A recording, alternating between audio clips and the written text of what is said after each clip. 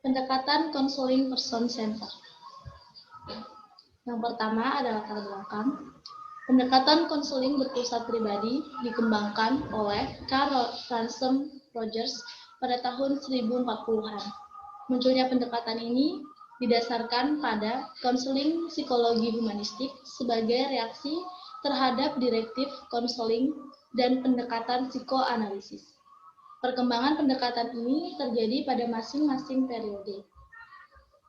Pendekatan ini berparadigma humanistik yang menekankan pada pengalaman konseli saat sekarang dan di sini, here and now, dibandingkan fokus pada akar permasalahan saat masa kanak-kanak atau psikodinamik maupun pencapaian pola perilaku baru di masa yang akan datang atau behaviorisme.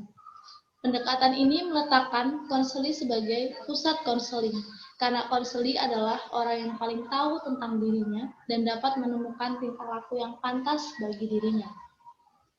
Nah, di person center ini berpusat kepada individu, di mana individulah yang mengerti keadaan dirinya dan individu sendiri yang dapat menemukan tingkah laku yang pantas bagi dirinya sendiri.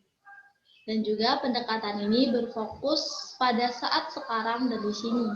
Jadi saat proses konseling, konselor tidak akan menggali secara mendalam permasalahan saat masa kanak-kanak ataupun tujuan yang akan dicapai di saat yang akan datang. Yang kedua ada konsep dasar.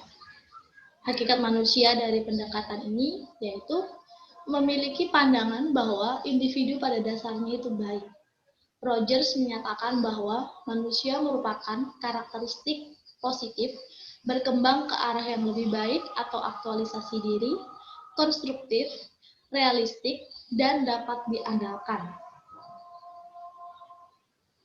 Pandangan lain tentang hakikat manusia dalam perspektif pendekatan konseling berpusat pribadi, diantaranya yaitu memiliki worth dan dignity dalam diri sehingga layak diberikan penghargaan. Yang kedua, memiliki kapasitas untuk mengatur dirinya sendiri. Yang ketiga, dapat memilih nilainya sendiri. Yang keempat, dapat belajar untuk bertanggung jawab secara konstruktif. Yang kelima, memiliki kapasitas untuk mengatasi perasaan, pikiran, dan tingkah lakunya sendiri. Yang keenam, memiliki potensi untuk berubah secara konstruktif dan dapat berkembang ke arah hidup yang penuh dan memuaskan.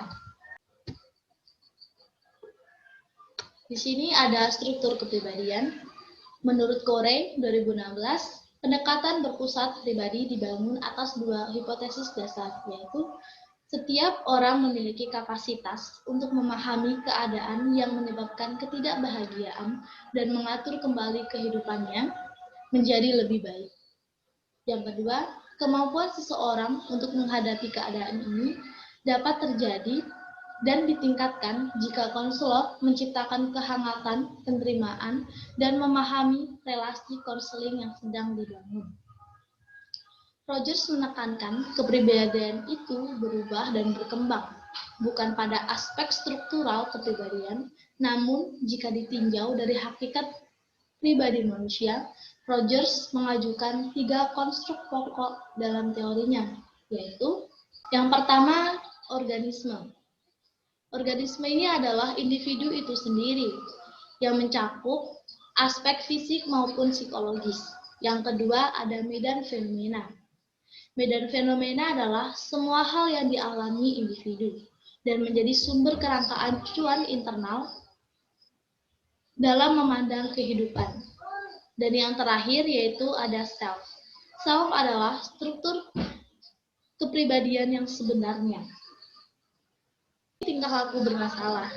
Dalam pendekatan konseling berpusat pribadi, seseorang dikatakan menjadi pribadi yang bermasalah secara psikologis apabila mengalami kondisi yang pertama, penghargaan bersyarat. Penghargaan bersyarat muncul saat penghargaan positif dari orang lain memiliki persyaratan. Yang kedua ada inkongruensi atau tidak kongruen. Organisme dan self merupakan dua entitas yang dapat kongruen satu sama lain ataupun tidak. Ketidakseimbangan psikologis ini dapat dimulai saat seseorang gagal mengenali pengalaman organismenya sebagai pengalaman diri. Yang ketiga yaitu memiliki sikap defensif atau membela diri. Sikap defensif adalah perlindungan terhadap konsep diri dari kecemasan dan ancaman dengan penyangkalan atau distorsi dari pengalaman yang tidak konsisten dengan konsep diri. Dan yang terakhir adalah disorganisasi. Disorganisasi ini dapat terjadi secara tiba-tiba atau terjadi secara bertahap selama rentang waktu yang panjang. Proses konseling. Tujuan konseling. Konseling berpusat pribadi bertujuan agar individu atau konseli dapat mencapai karakteristik pribadi yang beraktualisasi diri, self-actualizing, dan berfungsi penuh, fully functional person. Manusia yang berfungsi secara penuh memiliki ciri-ciri memiliki keterbukaan terhadap pengalaman. Yang kedua, memiliki kepercayaan pada diri sendiri. Yang ketiga, mengevaluasi berdasar internalnya sendiri. Yang keempat, keinginan berkelanjutan untuk berkembang. Peran dan fungsi konselor. Peran dan fungsi konselor dalam setting konseling individu, yaitu berakar pada cara dan sikap konseling, bukan teknik untuk membuat konseling melakukan sesuatu hal, melainkan konselor adalah lebih sebagai fasilitator daripada pengarah. Peran konselor dalam pendekatan ini yaitu fasilitator dan reflektor. Yang kedua, peran dan fungsi konselor dalam setting konseling kelompok. Pendekatan yang berpusat pada konseling menekankan kualitas pribadi pemimpin kelompok daripada teknik terkemuka.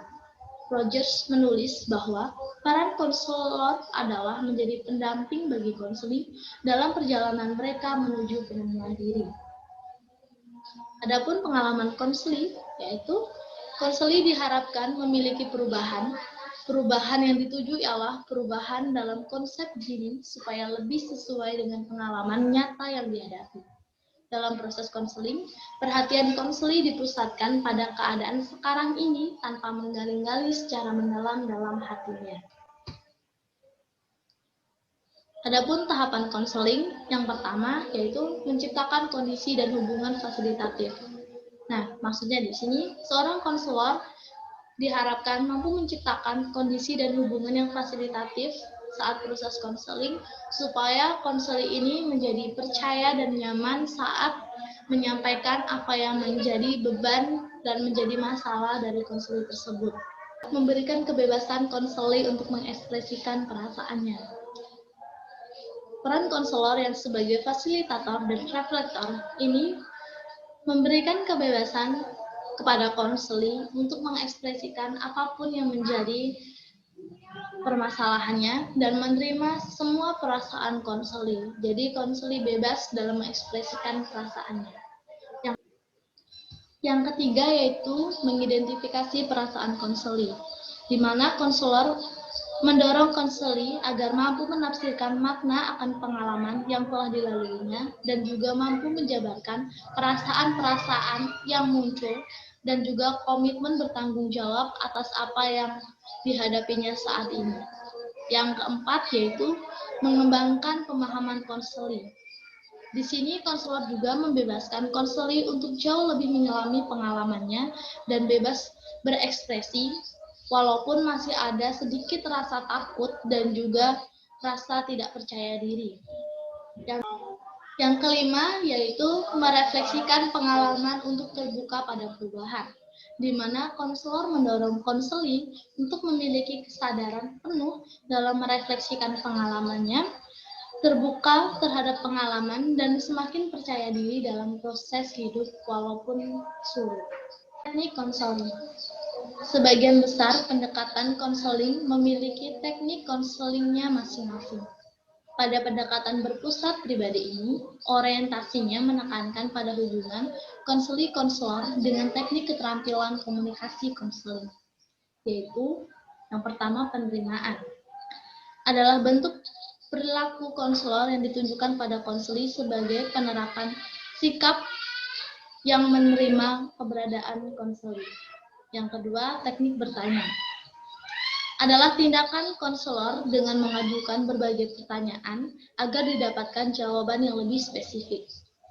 Yang ketiga, pengulangan pernyataan dan parafrase.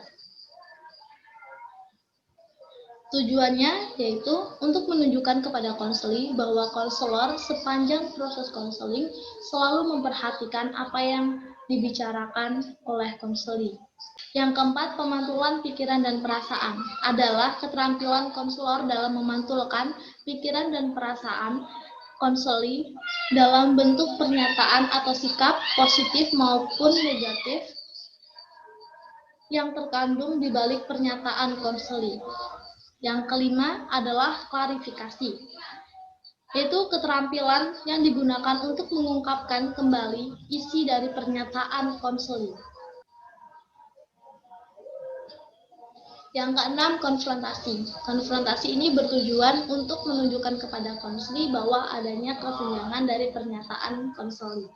Ketujuh, penguatan atau dukungan adalah keterampilan konselor dalam memberikan dukungan atas pernyataan positif konseli.